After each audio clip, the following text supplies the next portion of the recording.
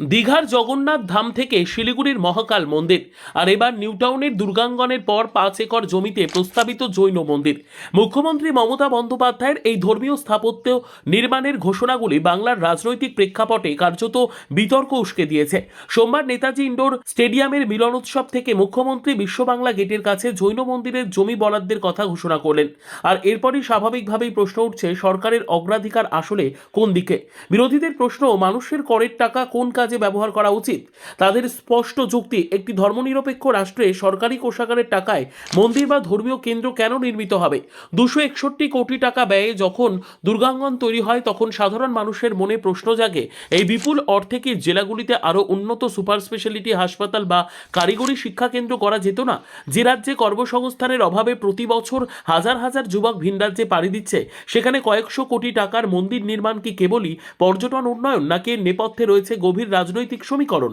রাজনৈতিক বিশ্লেষকদের মতে তৃণমূল নেত্রীর এই মন্দির নীতি আসলে বিজেপির হিন্দুত্ববাদী রাজনীতির পাল্টা সফট হিন্দুত্ব। অনেকের মনেই প্রশ্ন, হিন্দু ভোট ব্যাংক যাতে হাতছাড়া না হয় তার জন্যই কি এই তোষণ? তবে এই কৌশলের মুদ্রার উল্টো পিঠও আছে। বাংলার এক বড় অংশ জুড়ে থাকা সংখ্যালঘু সম্প্রদায় কি সরকারের এই অতি ধর্মীয় সক্রিয়তায় আশঙ্কিত হবে না? যদি সংখ্যালঘুদের মনে বঞ্চনার বোধ তৈরি হয়, তবে তা শাসক দলের জন্য হিতে বিপরীত হতে পারে।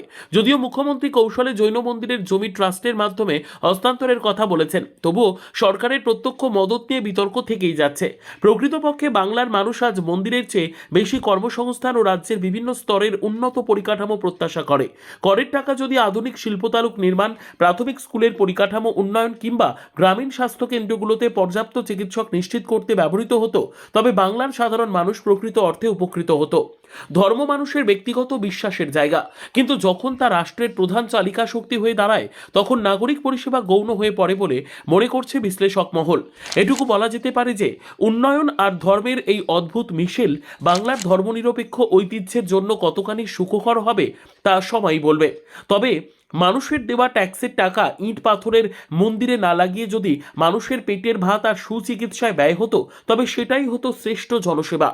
Bureau report, digital news Bangla.